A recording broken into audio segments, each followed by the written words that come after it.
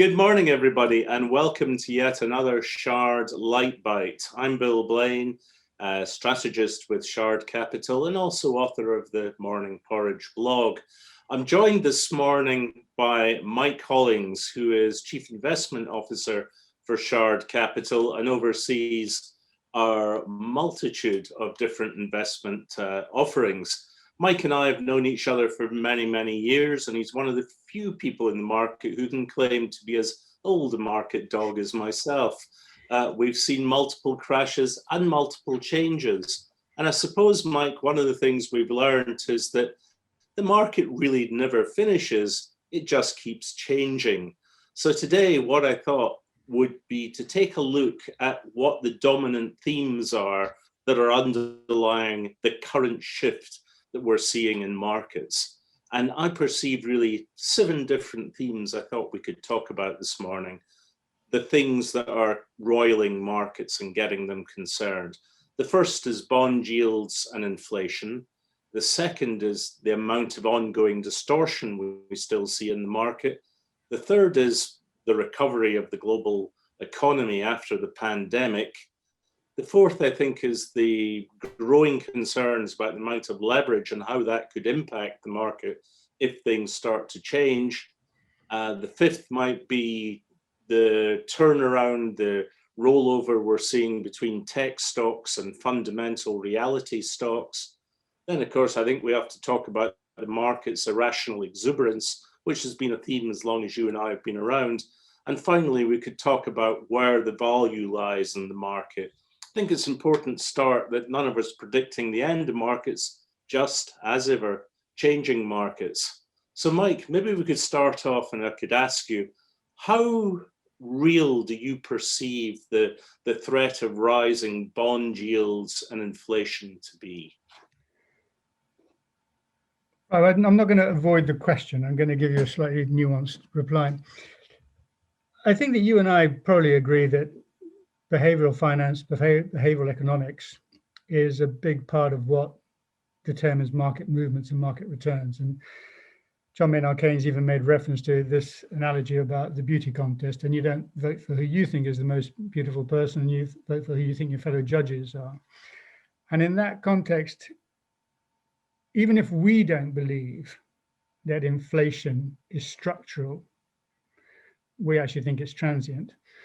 But if the majority of people think that inflation is structural, that it's really coming back, then obviously the market's going to play to that narrative, because narrative determines where the money goes. And the narrative is very much now that we've had this sort of COVID pandemic, we've had a shock to both supply and demand, we've had closed economies, and now that the vaccine is working, and this is when the sort of reflation trade started on the 9th of November when Pfizer announced their vaccine. And that's when you can start to date the change in the zeitgeist from a deflationary kind of expectation to an inflationary expectation. And since then, that has gained momentum. And, you know, since the beginning of the year, the 10-year has gone from 90 basis points up to 1.6. Now, you and I come from a fixed income background. By any standards, that's a big, big shock to financial markets and to fixed income markets. And I think that narrative has longer to run because the key player in all this, obviously, is the Federal Reserve. Central banks generally, but the Fed is the primus inter pares of global central banks. And at the moment, they're stuck between a rock and a hard place, very much of their own making. I have no sympathy for them, but they are stuck in a difficult predicament. Too hawkish, and we get a risk of markets crashing. Too dovish, and we get what we're getting now, which is the bond market having a hissy fit. So it's difficult to keep equity markets happy and bond markets happy.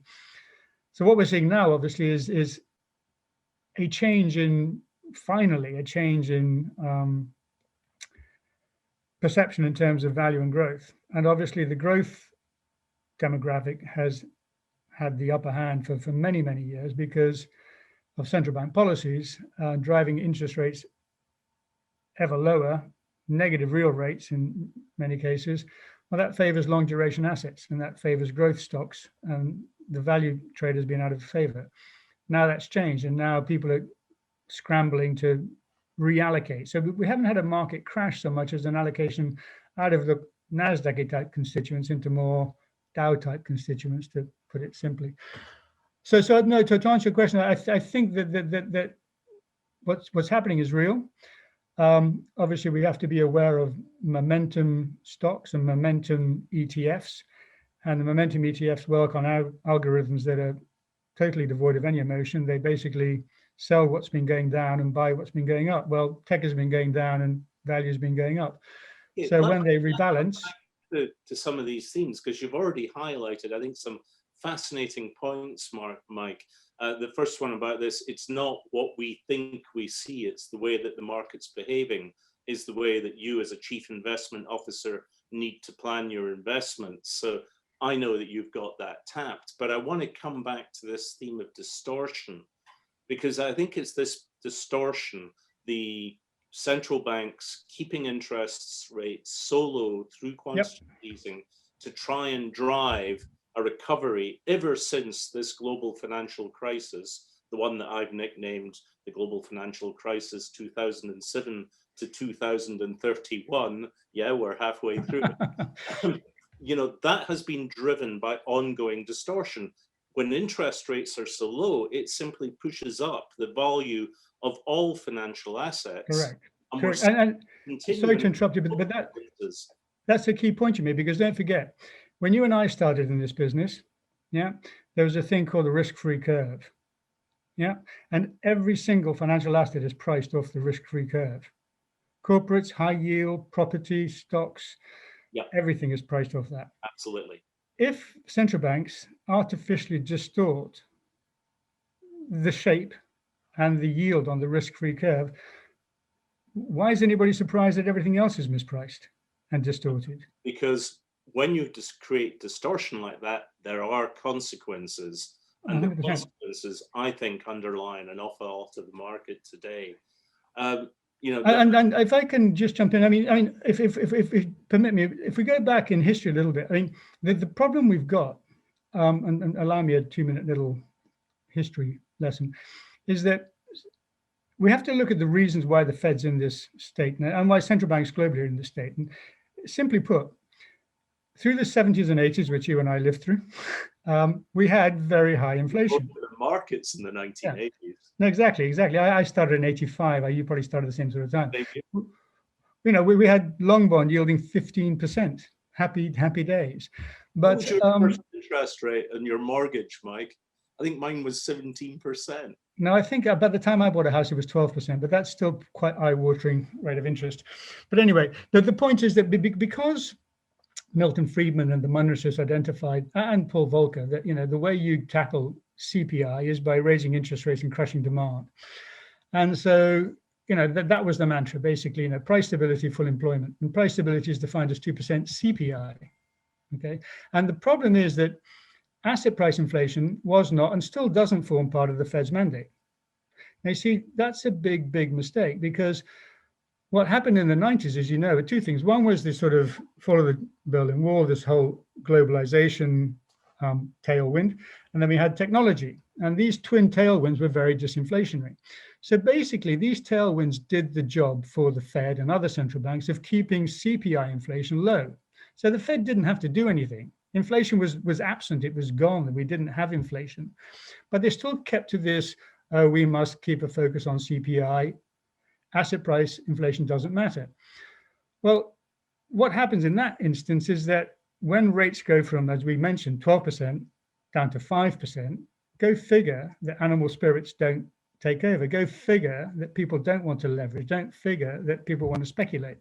And so you got the first little bubble up to 98, LTCM goes bust, markets get bailed out. And then we get the next leg up to 2000, markets go bust, they get bailed out.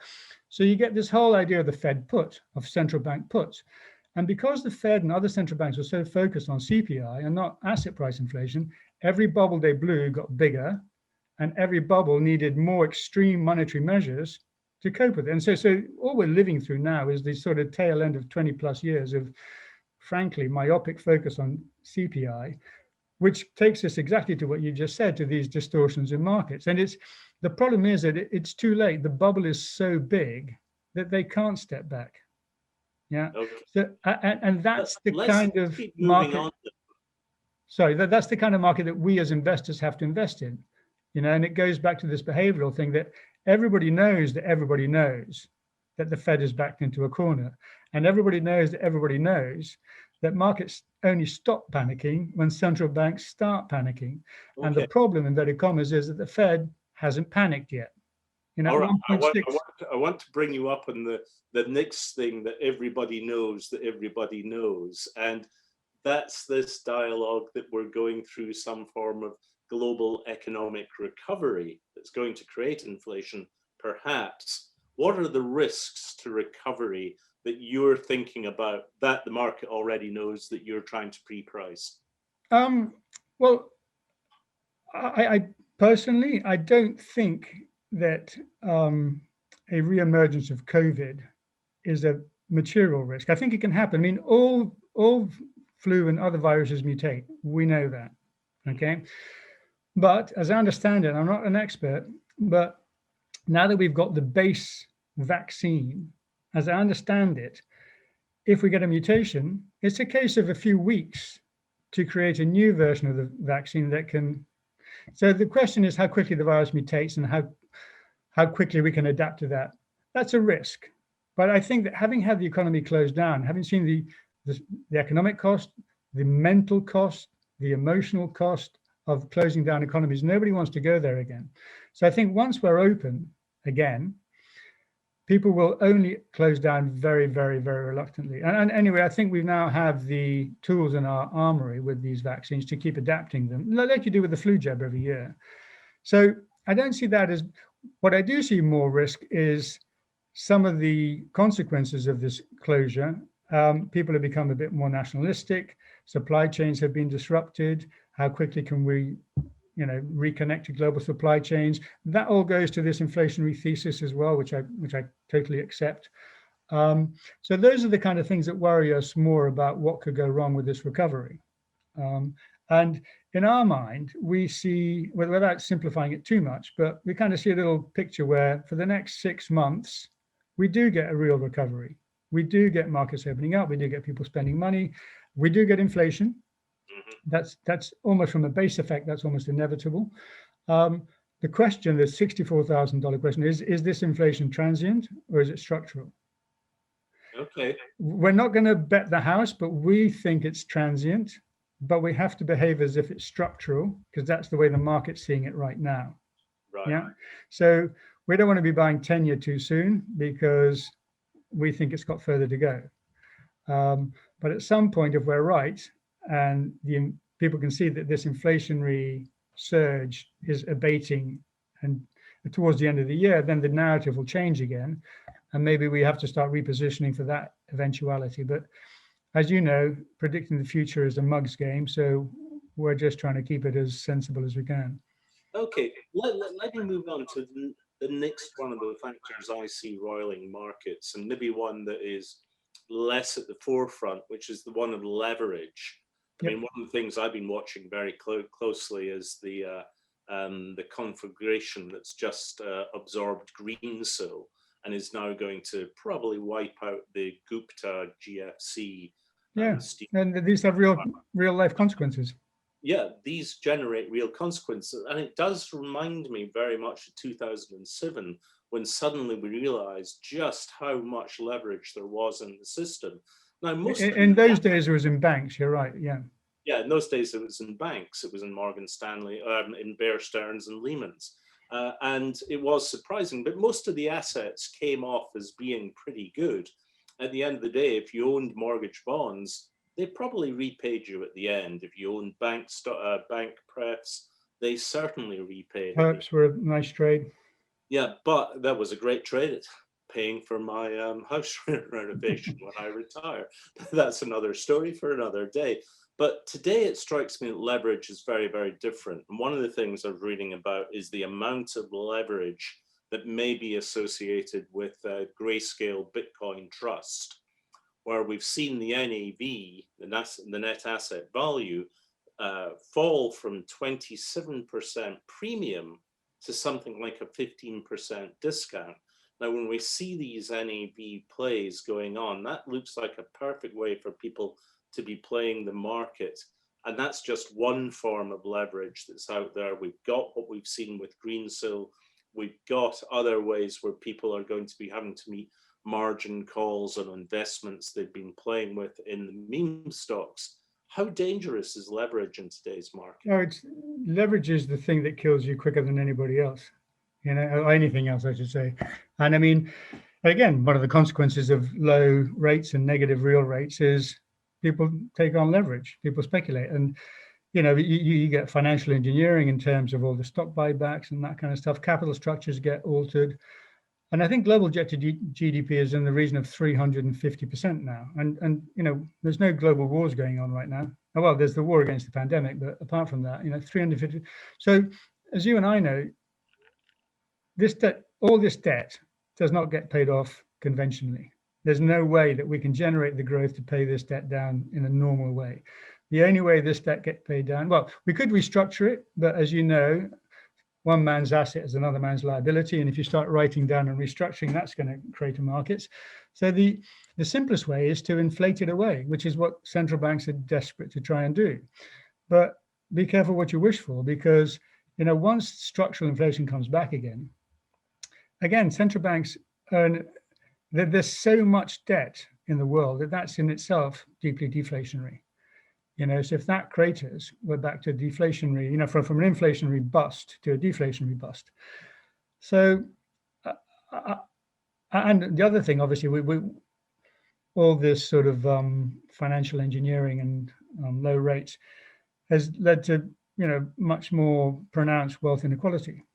And that's a real thing, and people are upset about it. And the thing that strikes me is that if you look at whether it's GMO or anybody else, projections for longer term returns from mixed asset classes, I think that for pension funds, it's roughly around 7% is what most people calculate you need to generate an annualized returns in order for pension funds to match assets and liabilities. Well, to get 7% now in a low risk environment is impossible. So now we have to take more and more risk to stand still.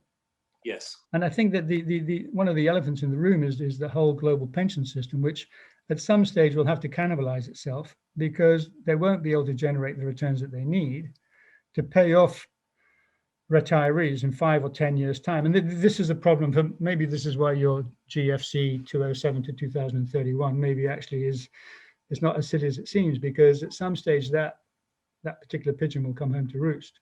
Okay. And when you feel you've been lied to, and when you feel you've been cheated, and when you feel that you can't retire because your pension's been eviscerated, and that's another social issue. I mean, it's not for today or tomorrow, but it's something that governments and companies need to build. And there's a chance that if governments do recognize this element in the room, and they pass laws that say that companies need to put more into their pension funds to top them up and blah, blah, blah, which is possible, well, that goes to capex, it goes to dividends, it goes to, R&D, which makes the whole equity growth story harder to sustain. I mean, and I'm being a little bit pessimistic, but these aren't zero probability outcomes.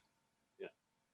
Sorry, I was interrupting there, Mike. I was saying that you're painting this as corporates being forced to absorb the costs of pensions in a world where they are already leveraged to the hilt by all the debt they've taken on board in the last 10 years of easy money, which they have spent not on building capacity or plant or creating jobs, but buying back their own stock.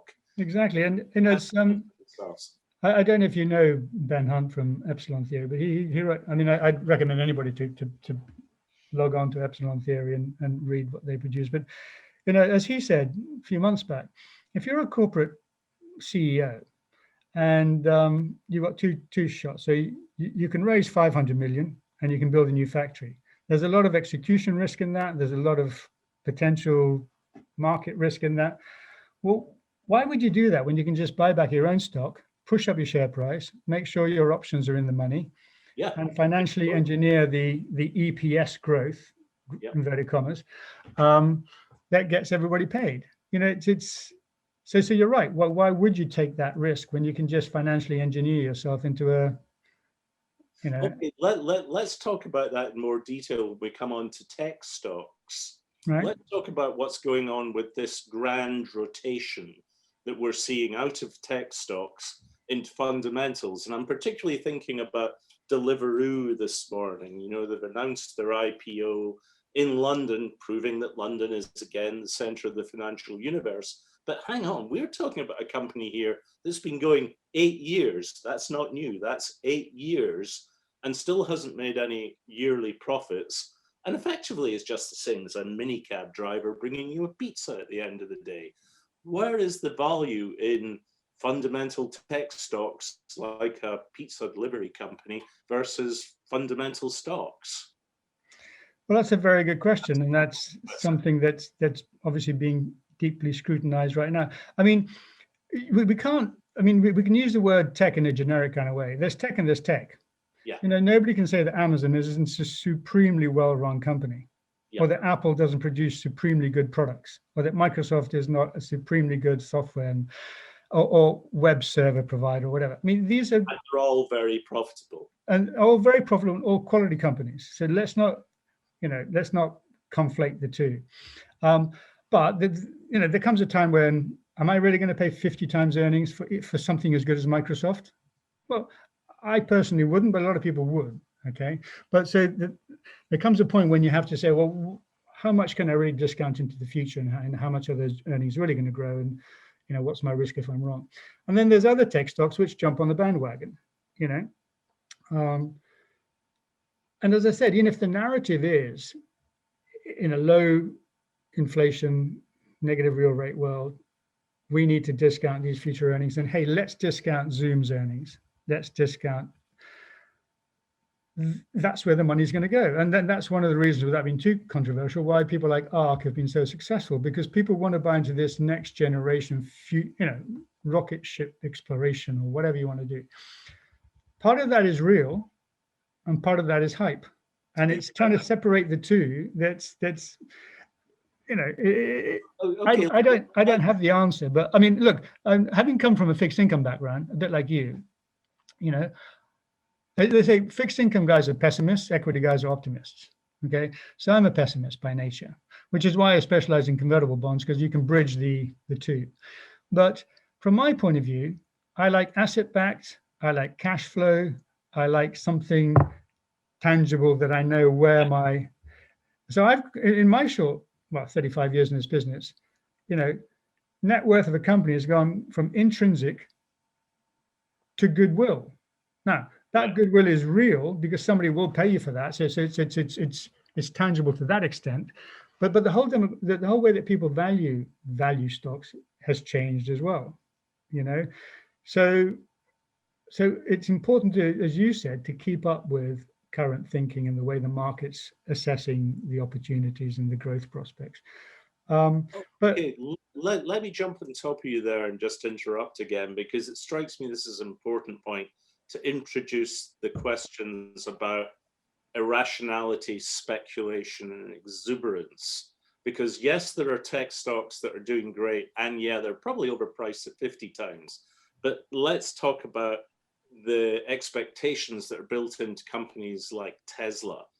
Tesla has corrected 30+% now from its top, and it's still never made a penny selling cars. The only way it's ever made money is selling regulatory credits. But it's clearly here as a company for the long term, because it's invented a whole new market in electric vehicles, and there are now 150 electric vehicle companies all expecting to sell 5 million cars in the next 5 years. Clearly it isn't going to happen, but these companies are still priced, or were still priced, for it to happen.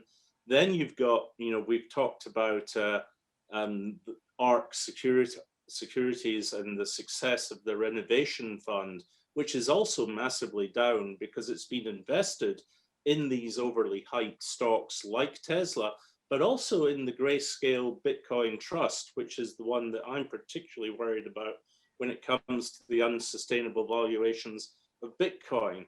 And then we've got the SPACs. Now, some of the SPACs are money good, but an awful lot of them, to quote the old story from 1690, invest 2 billion, 20,000 guineas in a company purpose not yet determined. That's true. It's true. It's South Sea bubble all over again. And that bubble is it's bursting. It's clearly bursting. And I just wonder, I mean, at the end of the day, if all these companies go down, it's not going to really change stuff. Tesla will survive. We're going to get to electric cars. An awful lot of the new ones will disappear, and Bitcoin might or it might not exist. Big deal. ARC may be big or it might be small. Again, unimportant. But this bursting of the speculative bubble, how much is that going to change the world? I'm not sure it'll change it that much. I mean, we've had speculative busts in the past, and as you said, people recover, and some of these SPACs are money good. And you can understand the rationale. It's like anything. The initial rationale for doing a SPAC, makes sense. It saves you all the cost of an IPO. It's very opportunistic. You've got the vehicle ready to go, and blah blah blah. And then obviously it goes from being something that makes a bit of sense to just the whole world and his wife is chasing it. I mean, just anecdotally, I spoke to my neighbor yesterday. We're having a chat about how things are going, and his son had bought a SPAC. I forget which one. They all issued at $10, went to 60. Now, for me, and probably for you, if I make 600% in 6 months, I'm done. Yeah. He didn't sell it. It's back at 20. Now, okay, he's made 100% if he sells now, but if you bought at 50, you must be really crying into your cornflakes or whatever. So I just think the whole SPAC thing will come a cropper. And obviously, the higher the interest rates are, the less attractive these are. Because, I mean, I was going to say that part of the problem is, and I've always felt this, as a fund manager, my default position, and this is what it used to be like, my default position should be cash or close to cash. And if you want my client's money, you better come and make a good case. So if rates are 5%, and inflation's 2%, and I got 3% real in cash, and somebody says to me, look, I've got this corporate bond, it's really AA, blah, blah, blah, it yields 7%. Well, okay, 200 bips over cash. Maybe it's worth me taking my money out of cash and giving it to or somebody says, well, I've got this private equity thing, and it's going to make me 15% IRR. Okay, now I'm getting 10% over cash. Now I'm paid for the risk. But if central banks take that away, so that if I sit in cash, I'm guaranteed to lose money, and you take from fund managers that ability to stay in cash, because cash is now trash, then again, you distort the whole way people think, you distort the whole way people allocate capital, you distort the whole expectation from investors. I don't know what they were thinking when they did this. Well, maybe they weren't thinking, but these are real issues that on the buy side we have to face, because and we're active managers and we don't slavishly track a benchmark, but there's a whole multi-trillion-dollar business out there that does, and they're called passive funds. Yeah. And that's all they do. And well, I'm sorry, but if you're a passive guy and you were tracking NASDAQ for the last few months, you've seen it go up and you've seen it come straight back down again. And for me, passive investing isn't investing. It's the polar opposite, because investing requires you to make a conscious decision as to what represents value and what doesn't, and where you should allocate. If you abrogate that responsibility to some index provider, you're not investing. You're just saying to some index guy, right, you decide what's in there, you decide what weighting it is, I'll just give you my money. All right. Well, look, that is absolutely fascinating stuff and very useful, because, it's clear we are in a time of market change. There are a lot of people nervous about what the rotation from tech into fundamental means, people nervous about inflation, people concerned about how central banks are going to dig ourselves out of the consequences they've tied us into. But I think it's maybe worth finishing on one of my famous Blain's market mantras. And that's the one that states, I think it's number 4 in the list, Blain's market mantra: things are never as bad as you think they're going to be, but they're never as good as you hope. And on that, I can go with that. Yeah, and on that, we know that markets will open tomorrow, whatever happens. Thank you very much for your time, Mike. Thank you, Bill. Very soon. Okay, speak soon. Cheers. Bye.